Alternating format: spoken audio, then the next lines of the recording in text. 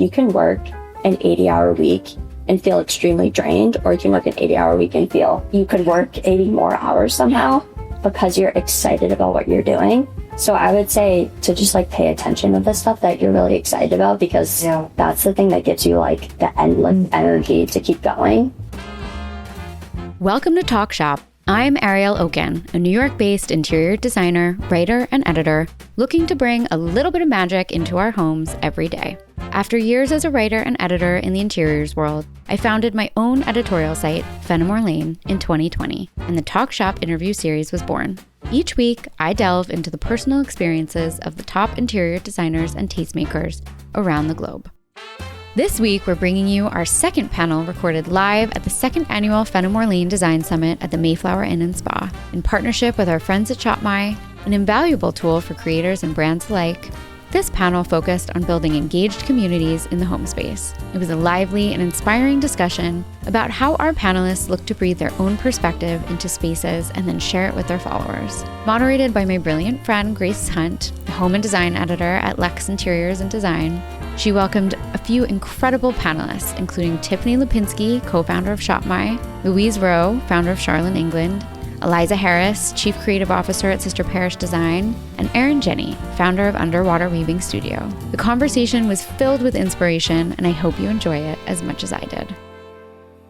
I think we're going to get started with our last panel, perhaps last activation of an amazing weekend. Thanks, Spike, all for wrapping things up with us down here at the Tea House. My name is Grace Beuley Hunt. I'm the home and design editor at LUXE Interiors Design magazine, and I'm so happy to be here today moderating this panel with some girl crushes all around. So let's dive in. Joining us today are Tiffany Lopinsky of ShopMy, Eliza Harris of Sister Parish Design, Louise of Sharland, England, and Erin of Underwater Weaving. So let's start by getting to know you all a bit better. I'm going to go down the line here one by one and have you introduce yourself. So tell us who you are, what you do, what brings you here today, and a fun fact about yourself. Tiffany, let's start with you. I'm Tiffany. I'm one of the co-founders of ShopMy. If you don't know us, we're basically a platform for brands and creators to partner. So for creators to do affiliate links, work with brands on gifting, partnerships, all of that. And then on the brand side, we have about 30,000 brands we have like commission rates with. So creators join the platform, basically get access to that. So don't have to ever negotiate rates with individual brands. And then we have about 1,000 brands who basically use us to, they're finding influencers to gift to, gifting to them, working with them on affiliate capacity. I kind of say like, I think the new way of working with influencers, we kind of saw influencers as we're working with actors and actresses, where how a brand should look at them is more like a salesperson. And because I think influencers are the best at talking to their community about things they like. So a brand should never really be scripting what an influencer says. So our whole tool set is really around helping them run like a community ambassador kind of program, doing that for marketing. And also like a fun fact, I used to be a food blogger, food content creator in college. That's how I like learned about the influencer space. So that's my fun fact. Very fun fact. And where are you from? Where are you going? I'm from Boston, previously Ohio, and live in New York now. Wonderful. Yeah. Thank you, Tiffany. Eliza, you're up. Yes. So I'm Eliza, and I am the creative director of a company called Sister Parish Design. And my great-grandmother was called Sister Parish, and she had this very famous interior design firm that she started during the Depression. And she ended up building this firm to the point where she decorated the White House for the Kennedys. And we are a female-founded company, female-run company. And my mom and I run the company now. And my great-grandmother was an interior designer, and now we have a textile and wallpaper company with all of these different patterns that my great-grandmother would use in her projects, like for the White House or for all of these amazing American families that would hire my great-grandmother to decorate for them. So I'm the creative director, so my job is to go into the archive of textiles and kind of reimagine them for today. And a fun fact is I actually live locally. I live about an hour away from here. And so if you want any tips for anything else to do in the area, I'm your girl. Hi everyone, I'm Louise. I'm the founder of Sharland, England, and we are a vendor here. So thanks to those of you who come down at the Shakespeare Garden. And it has been so wonderful to get to know so many people and people that I haven't met in real life, but we've spoken online. And I know a lot of you guys are in the design community as well. Sharland, England is a passion project that's now 98% of my time, which is as it should be. And I make rattan furniture, rattan accessories and tabletop. And the two things I love the most are finding artisans in some little village and who does not have an Instagram. One guy I work with doesn't even have a phone, and that's interesting, but still. And they make the most beautiful things that could never not be handmade. And I think that the joy of that kind of, we're going to talk about craftsmanship, but I'm starting to get the confidence to really design what truly I want, not what might sell, because I did that from the beginning, but I was a bit scared because I thought, you know, that is not the commercial choice. It's just what my taste is. And then those become the best sellers. So that's quite an exciting journey to go along. Fun fact, I used to live in LA for over a decade, and I was doing something completely different in front of camera.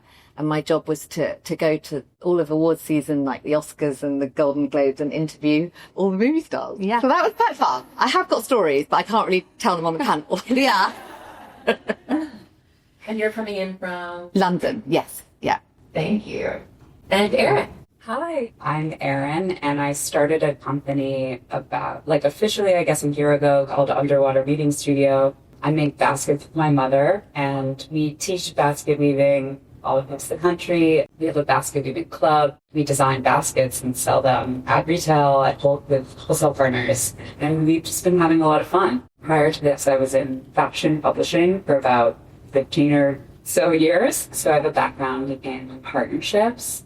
I oversaw the partnerships at Harper's Bazaar and Goop for international fashion and American fashion for many years. So I sort of know Tiffany through that world, and, you know, my brain works kind of half business, half maker, half marketing, or, you know, whatever. I can't do math clearly. That's actually my fun fact. It is this 15-year place.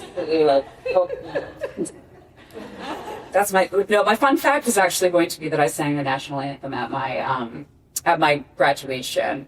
Yeah, but that has nothing to do with anything. And I don't even know if it was good. But it was brand, you know. Yeah. But that's not it.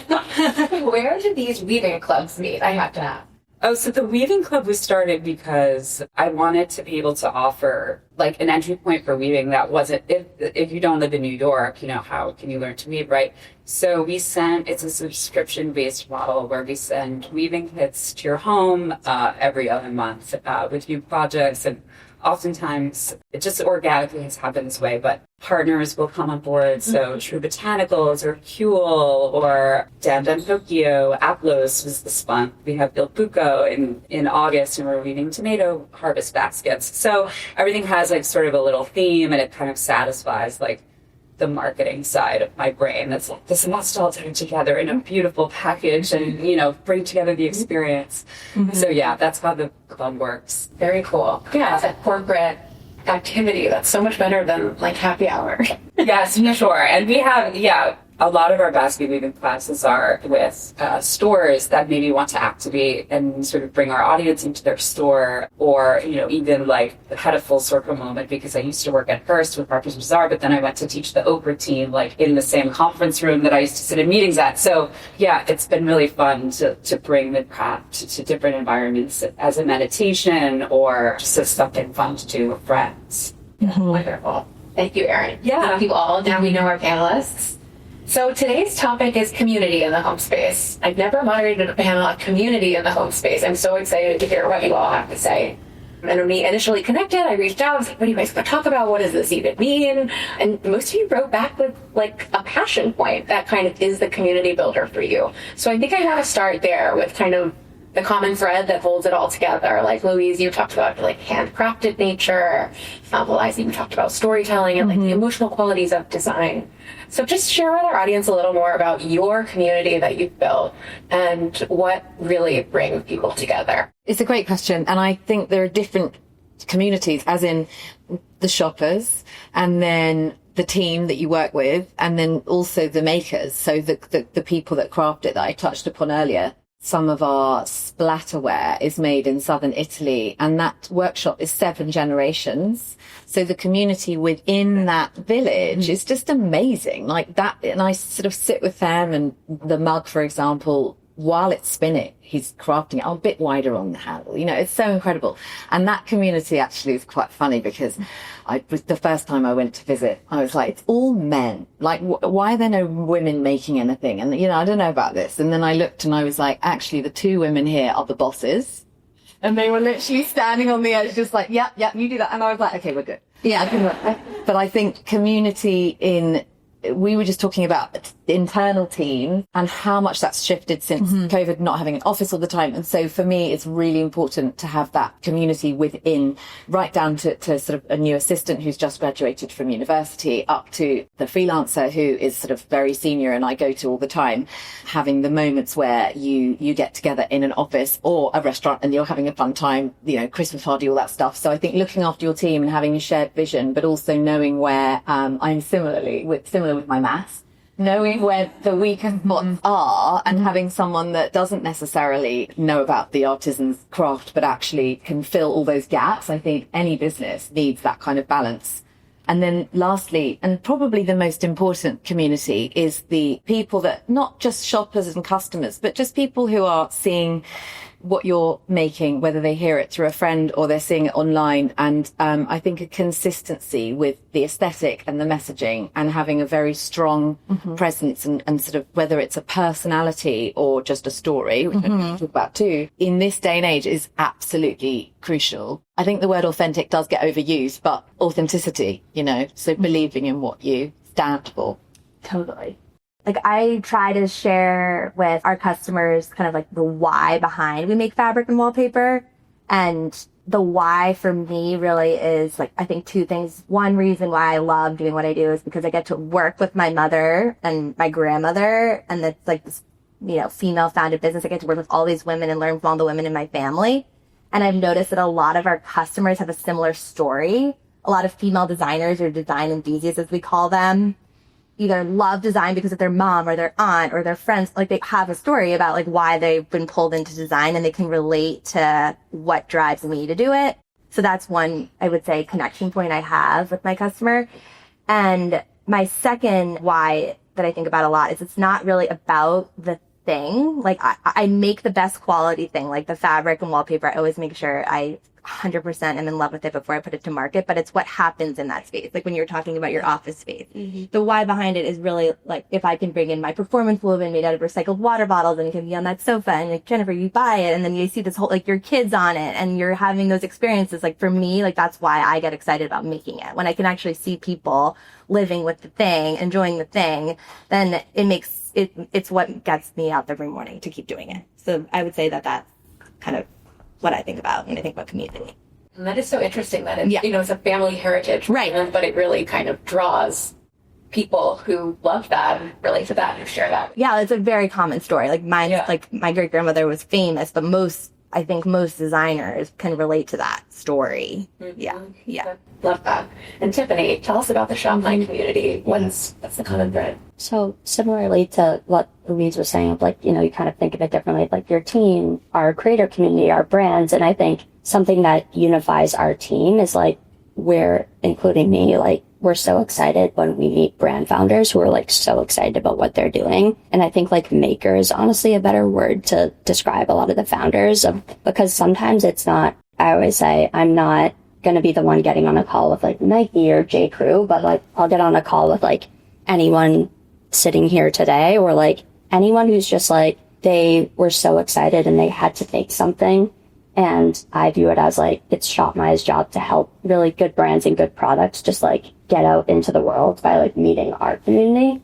And then with our community in terms of content creators, I think there's just been this, I don't know, there's this stigma against like, I've been to so many dinners where creators have told me whenever they go out to like, I don't know, a party with their friends and everyone is going around talking about what they do and they're not like proud to say that they're like an influencer or content creator, which I think is such a crazy thing because a lot of these people, they're basically running like media businesses and they're selling, like they're editing the magazine and selling the ads at the same time. And it's a really hard job. And it's like they wake up and just like talk to people every day and deal with all this criticism for everything they do. And because our tool set is really built on like trying to do things in a smarter way that's good for your business, I feel like we've brought together so many people who are like, they've met their people of like, okay, they're approaching this and they realize that they're part of a community that more so they're like founders of their own business rather than just content creators. I don't think gives the whole, you know, their job description enough justice. Yeah. So that's like a central tenet of our community. Entrepreneurs. Right, exactly. And Erin, what about you? What kind of holds your community together? Tell us about that. Well, I think it started really organically. Like, I never really intended to actually make this into a company. I was just enjoying the craft and sharing it. And so the community kind of started before the product. But, I mean, what I think, you know, and to your point, to everyone's point, like, there are different communities within your brand, right? And so if I think about us as a brand now, we have the community member that really loves making things. We have the community member that's just feeling like a sense of nostalgia for some of the pieces that we're making. Or maybe they're connecting with the story, you know, the mother-daughter story. And we do see a lot of mothers and daughters coming to our workshops together. And so it's all coming from different places. But I think, you know, I think community stems from good product. The good product tells the story, and the story is interesting, and so that's what people are drawn to.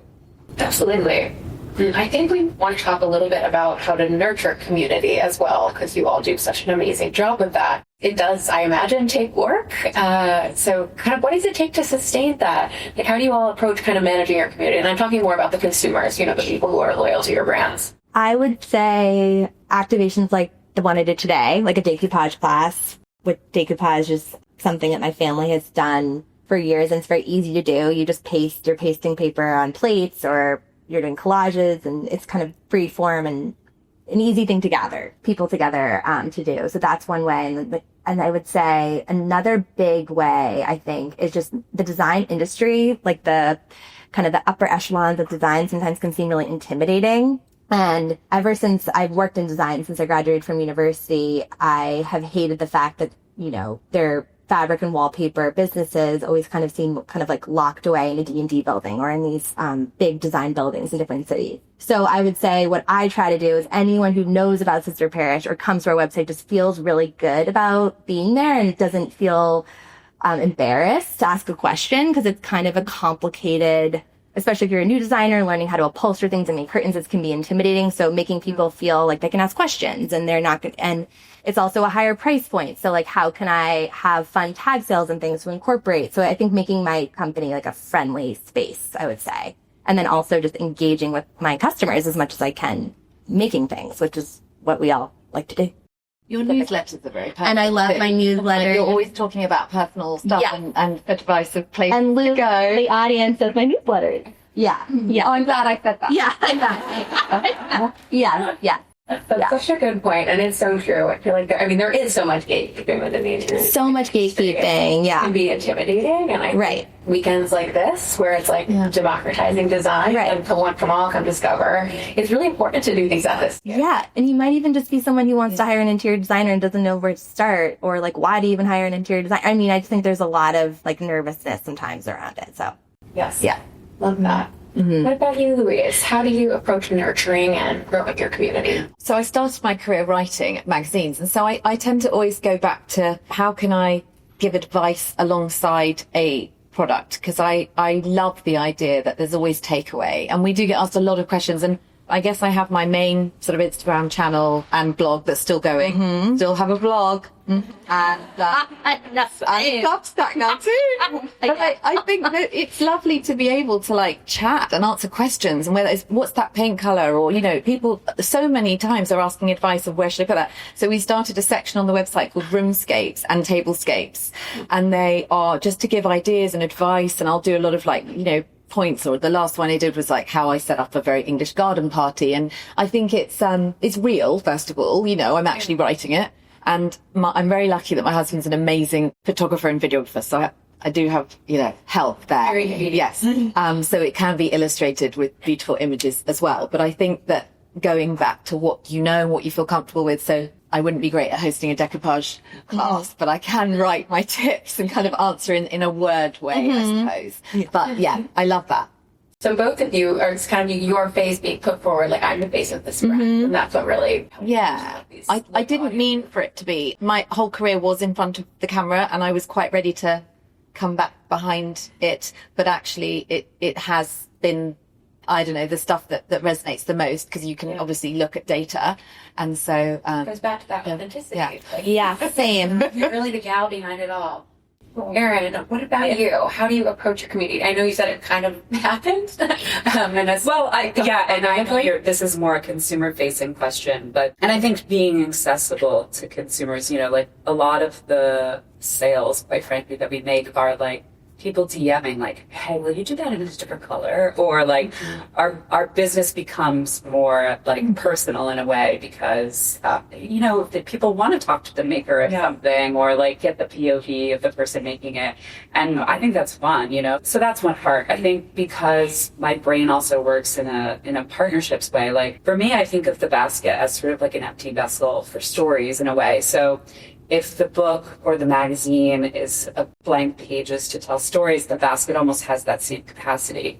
And so for me, like I'm happy to, and I enjoy actually the process of partnering with any brand and telling the story of any brand. So I do a lot of sort of like almost B2B partnerships in a way, and that widens my ability to reach an audience that is going to be interested in me because they're interested in that other brand. So there's sort of like this organic kind of flow with how my audience is growing because I'm just organically having fun and playing with other friends in the design space and coming up with new ideas and like partnering up together.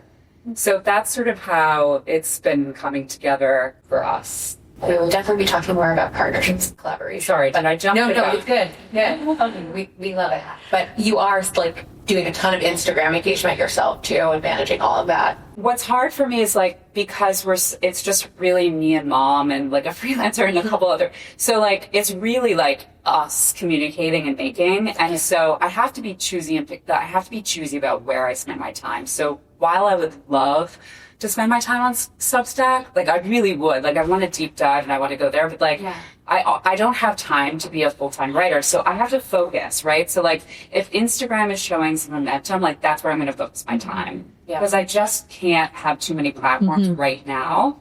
When I get to that point, ultimately, like I would love to focus more so on Substack than Instagram. I think it's been absorbing what's happened in the magazine industry. It's absorbing what's happened. It's like the new magazine in a way, so like, and I recognize that. But it's also, it's very time consuming. And then you have AI and it's it's a lot. So engaging with consumers is just easier on Instagram right now for me. And so that's where it's happening. Also, we just are always, any newsletter that goes out, it's like, I'll add links like, email me directly, or do you want a reminder for that? I'll send you a calendar invite. Like we all need calendar invites, like things like that. Like I try to just make it easy to keep us, call the hotline. Here's my number. You know what I mean? Like trying to just be out there. Like if you get stuck with your basket, call me. So being accessible in the same way that you are, like you're just always out there like, hey guys, like this is real life. I know. You're so real. It's amazing. Yeah. So I can just be real. Like I'm here. I'm here. Just call me. Yeah. Yeah. Basket hotline. I want the basket hotline. It's bumping. And Tiffany, what about you? It's like a little bit of a different lens for this question for you. Yeah. But, how do you manage your vast, amazing community? I think similar in some ways, but I always say like, I think that something we're really good at is like understanding what our community wants and then building it like from a software perspective. So getting feedback from people has been like a core thing of like how we've leveraged our community basically. And I think it's made people feel like part of the company in a way that they wouldn't otherwise. So every feature that we've built has been because people tell us like, even at the beginning, like we just had like a storefront concept. And a creator told me when we first launched, worked a lot with beauty brands and beauty creators, that she wanted to make all of her looks shoppable. And I was like, oh yeah, we really need that. Like that was the genesis of it. So just every single person in the company, it's like making everyone understand that like the best and most important thing you can do is talk to brands and creators. Yeah. Like myself and my co-founders included, like otherwise you just get so far Like, how would I know what a creator wants if I don't talk to creators? And same with the brands too. So, and I think, you know, when people give us ideas for features or tell us about a problem, and you think about how can we solve that from a technology perspective, and then coming back to them and being like, hey, you told me this, it gave us this idea, we made this, they feel like really excited about it. So I think in an industry that moves so quickly, it's like that's the only way that we can stay ahead is by like continuing to be taught them with our community. Yeah. And how does that work when you say you're getting feedback, you know, I want this, Is that in a proactive way of you having seminars, or is it more like people are writing to you, a little bit of both? Well, it's funny because when you talk, most people will just tell you their ideas anyway. But even, like, you know, when you're having like a call with them and talking about like, hey, this is what you could do to like make more affiliate earnings, they'll be like, you know, it would make my life so much easier, which it's like, what are you spending time doing and how can technology help do that faster or better is really where I see what we're doing. So it's not hard like to get that, but I think it's really important that you actually meet them like both face to face on Zoom rather than just look at comments, look at like what's coming in, because then you understand like their story, the context that comes in with why do they care about this and like how is it going to move the needle for them, which just helps us like build better technology products. So Absolutely. You have to go beyond email, have to go beyond the DM. Yeah. Like real connections. Which I feel like is so much of what the weekend is about, of like meeting people. Absolutely. Absolutely. Yeah, so that's my next question. I want to talk about collaborations and partnerships in building community. You know, we have Erin bit, but we'll come back to you last. But I'd love to know how you each approach that. You know, are you very selective? Do you think it's something you have to be like all in 100%, or do you think it's just a great tool to grow something in general? I'd love if you could each talk about a collaboration and, you know, kind of why that sticks out in the journey of your communities. Let's start with you, Eliza. Well, we did a collaboration like a long time, like a decade ago with Uniqlo. We made these t-shirts and it was a very unexpected collaboration. And I would see, you know, like cool kids on the subway and like Sister Parish t-shirts. And I just thought it was just like this very special, unique kind of collaboration. And that's a collaboration that really sticks out to me. I think my great grandmother would be like, what? Like, this is crazy. I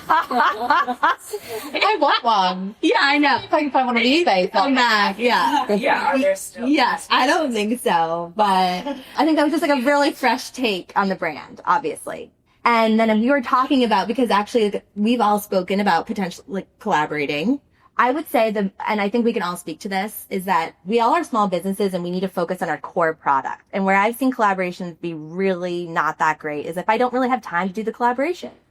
And a lot of times I've learned this, I've learned this a few times the hard way, where I say, okay, I can collaborate on this, but then I end up going down the road and I realize I don't really have time to give this what I need, or that person needs more from me. And so I think it's really important to understand that if you want to really be in love with the product that you're selling, which ultimately is the whole point for your consumer, you have to make sure you have enough time, and you have to make sure that up front you really lay out expectations. And it's all about communicating with a whole other team that works a totally different way than yours. So I think really understanding what that means and the time commitment and really, again, like the why behind it, like why does it matter, is super important. So Uniqlo is a good example of something that really, we made money. I loved the product. It brought our product to a totally different audience. And now when I talk to different brands about collaborating, it really, like, I personally have to like love the product. Like, you're talking about the sweaterwear and I love it. Like, I bought the vase.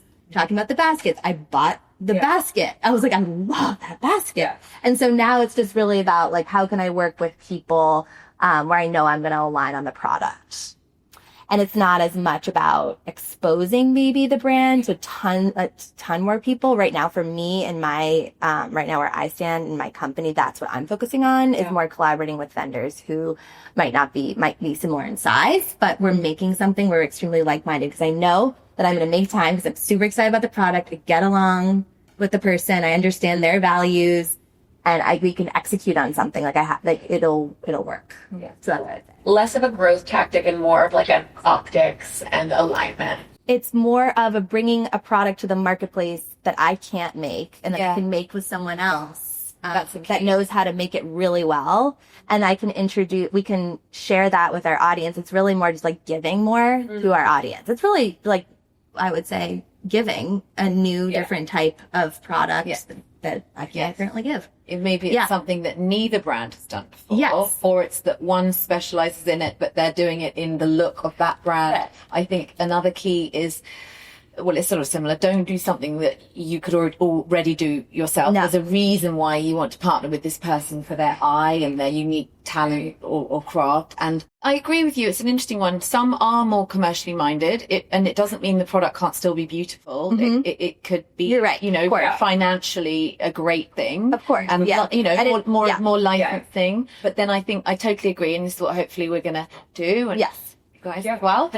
Is something that we know that our demographic appreciates the same sort of thing, and it's lovely for them to discover that other brand if they haven't yet, or if they know both brands, be like, cool, you know when you get an email, you're like, oh, I love that these two are collaborating, and then it's limited or something, limited. I think that's really important in today where we're oversaturated with product, and you just scroll and it's too much. And I think if you see something really beautifully executed, we haven't done very many, so hopefully you guys one, and then we will do something in the stationery and paper space, and it's again something we do not do, not wallpaper, just like actual wrapping paper, that kind of thing.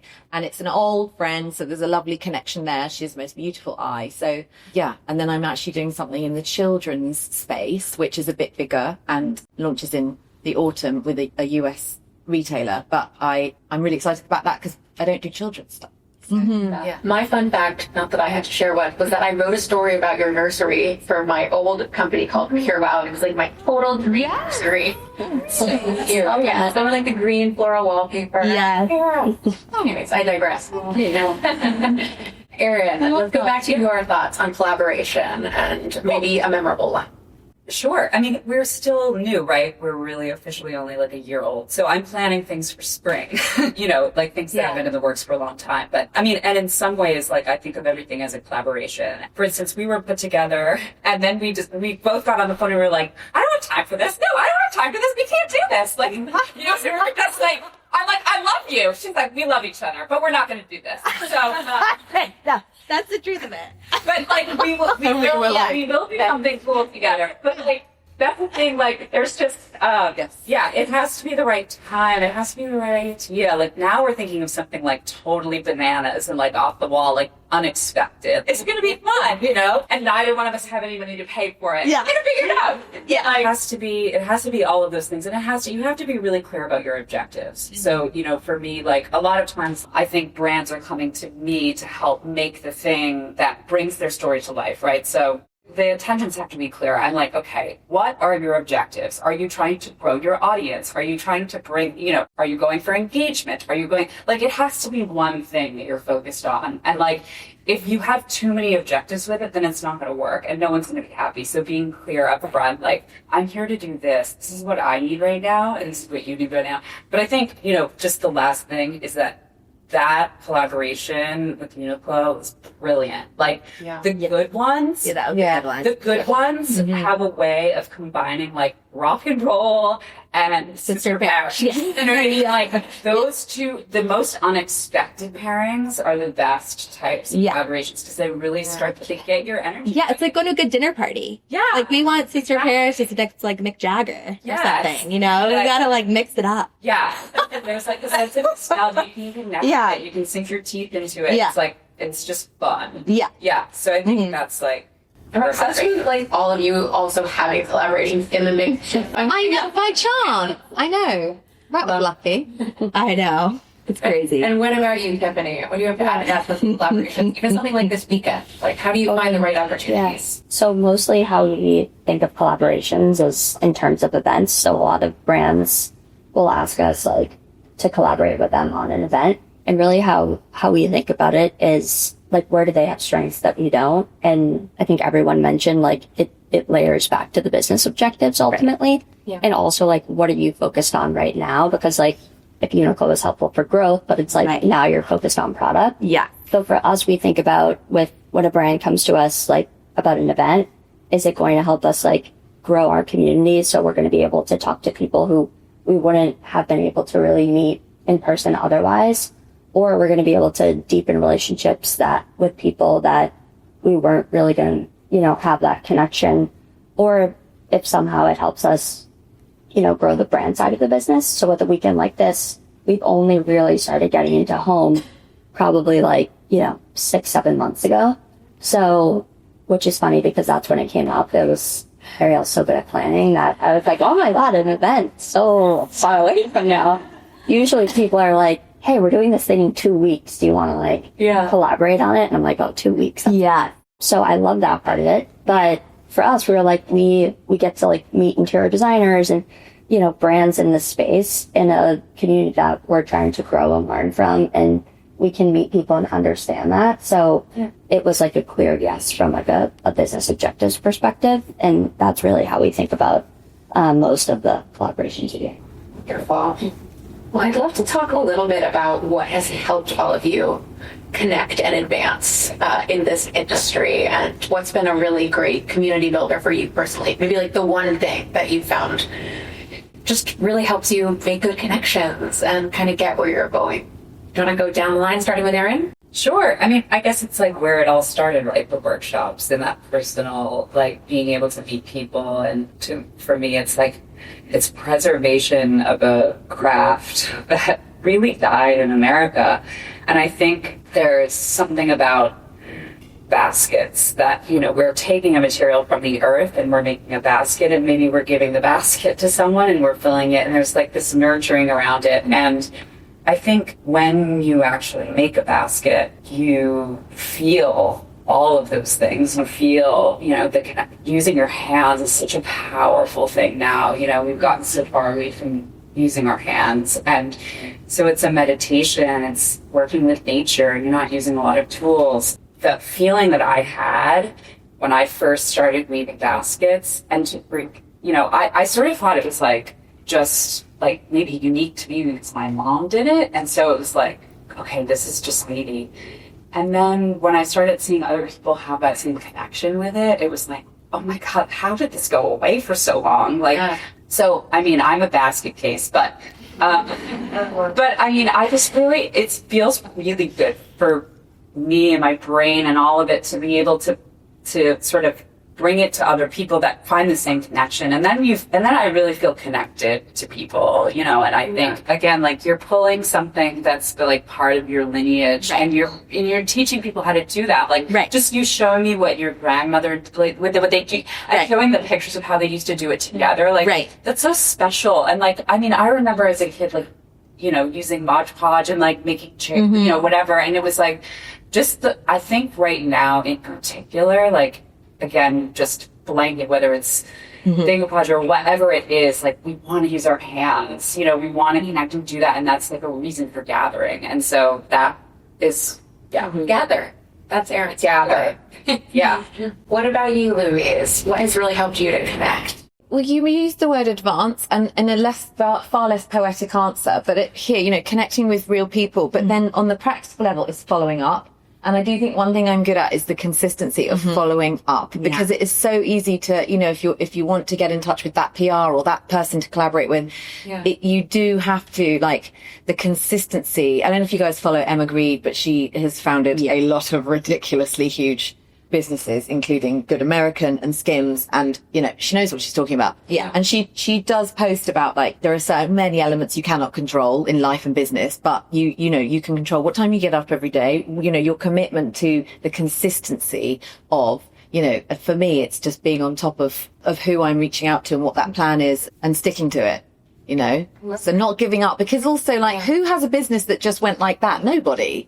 There are failures, there are bumps, there are moments of absolute and I think the more that you go through them, the quicker you stand back up again and you start to learn how best to react or not react, and I think that belief in yourself. Another friend who has a business posted something the other day, and she was when you've got your own business, you're not allowed the days off of not believing. I'm phrasing it badly, but it was there are no days where you can't believe in yourself. And so you just come on. Gather, follow up, I would say for me, what's helped is that I think I really am the customer of the product. Like, I think that's lucky. I think we all are. So I would say what's really helped me is just to make things that I genuinely would always want to buy. And in the beginning, I didn't think that was the case. I was like trying to understand my customer, like, you know, what do they, obviously data is extremely important and, you know, understanding the colorways and things that'll sell, but then really just understanding that, wait, like, I am the ultimate Sister Parish consumer. Like, I come from an interior design background. If I wasn't doing this, I'd probably be an interior designer. So really understanding, like, what do designers need? Like, what is the edit that if I were a designer, I'd want to buy? I think that's what's really helped me. Trust in yourself and trust that, you know, like, you are the person that Like your own product. Like like what you're doing. Yeah. Behind it. Yeah, but sometimes you're building something that you might be building for other reasons. It's not a product that you necessarily, I mean, that happens all the time. But in my case, and in the design space, I think that's very true. You're making something that you love and that you want to buy yourself. And what about you, Tiffany? I think my like tip in regards to that would be just listening more than like pitching, because I feel like if you're selling something, whether it be like a creator, you know, telling a brand why they should collaborate, or like us pitching to a brand or a creator, it's like you get so much farther and you become so much better, I think, by listening and then responding. So it's like asking people, like, what is their experience? What do they care about? How can we do better? And then the response can be like, oh, this is what we do to solve that problem. This is what we do to you know, help you with that.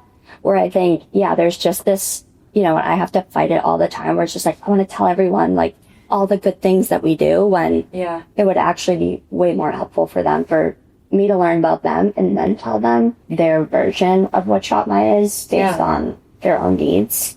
So, yeah. That's an easy one. Listen first. Yeah. Yeah. Thanks, Tiffany. Thank you.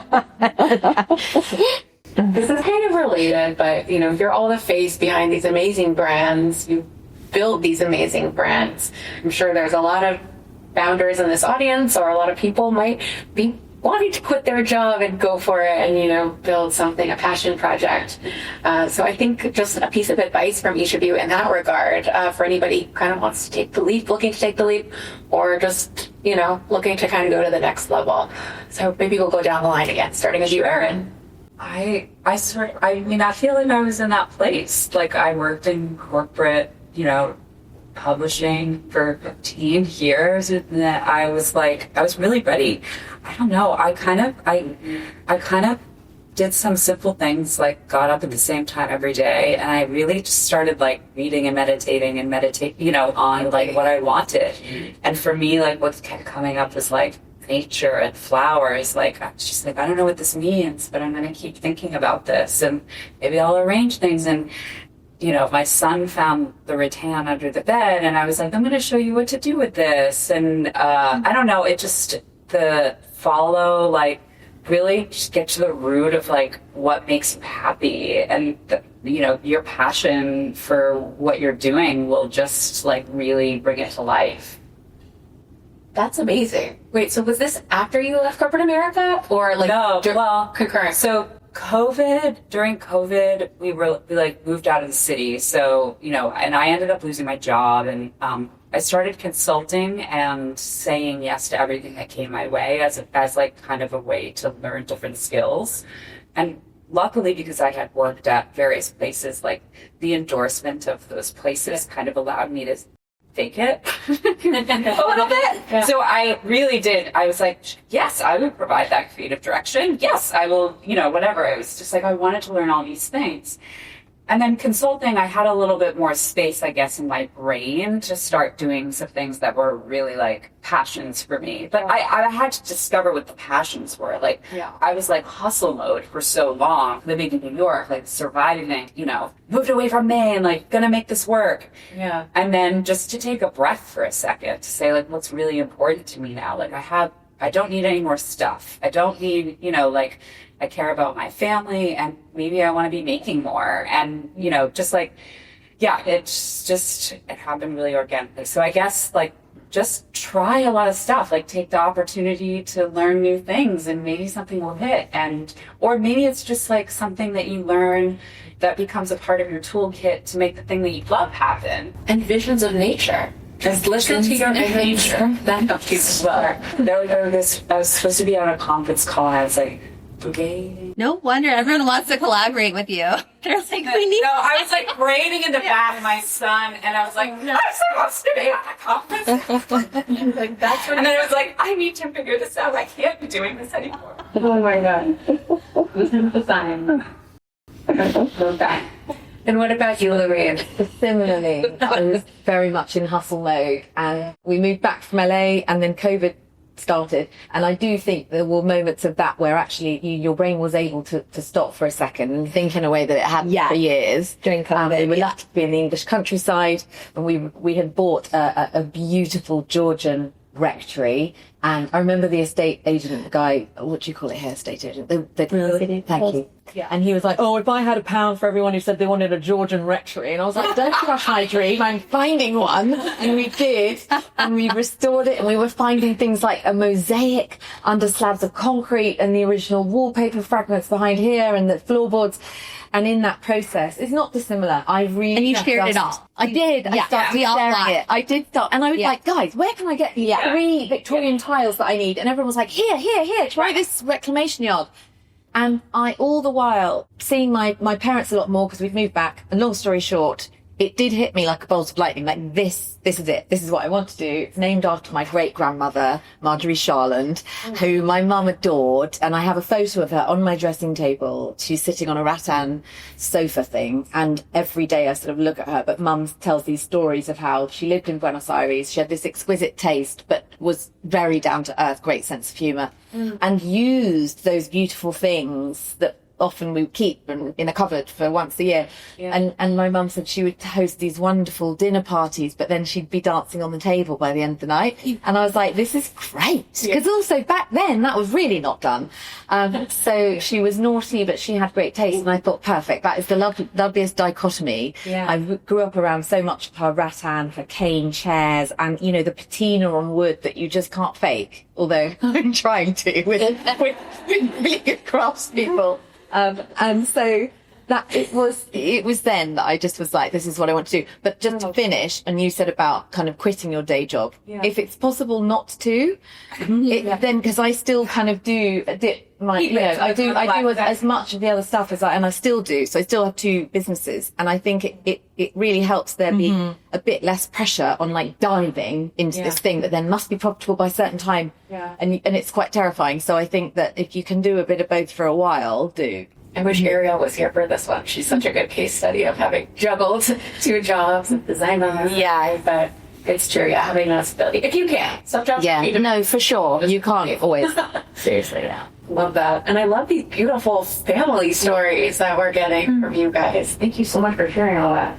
Eliza, what about you? For me, actually, I always knew that I wanted to come work because I really worked for my family business. I treated all my jobs up to my current job as kind of like business school. So I did all the things that I wanted to bring to Sister Parish. So I worked for interior designers. I worked in product design. I worked in set design. I tried to work kind of at the highest level and then maybe the lowest level of design. I thought about all these things before coming to work at Sister Parish Design. And when I came to work at Sister Parish Design, it was only like 3 people, and now we're 10 people. So now I'm also I think my advice is everything in life is fast, but it's also slow. So like, just take your time. You know, how you were saying, like, it's important to listen. It's important to just kind of like learn as much as you can. And right now I'm also as the company grows, it's like, I'm just learning and listening as much as I can, but I can rely on these skills that I was able to make mistakes.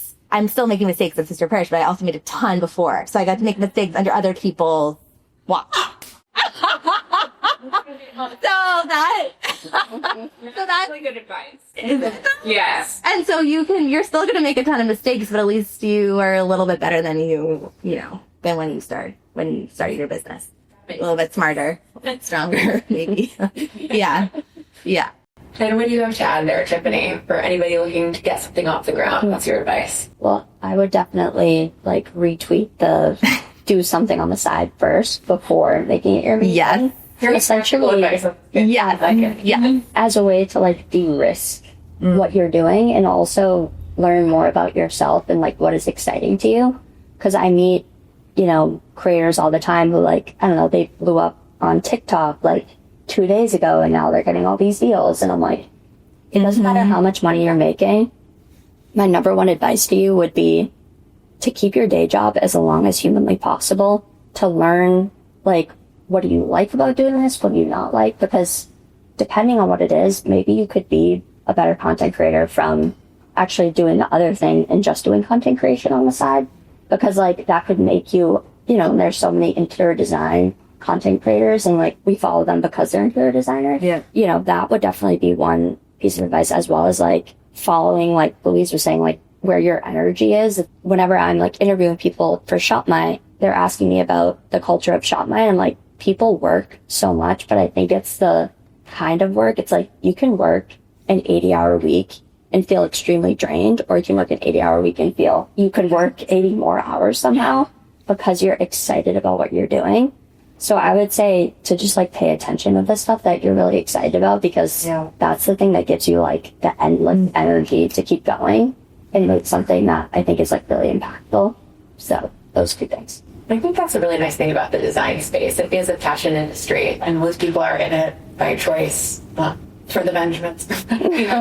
People love what they do, and then the rest follows. Thank you, ladies. Thank you, everybody.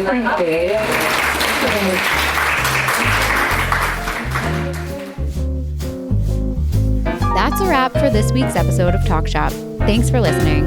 We'll be back next week with more thoughtful discussions and amazing guests. Follow us on Apple Podcasts, Spotify, and YouTube so you never miss an episode. And of course, follow me at Ariel Okin. See you next week.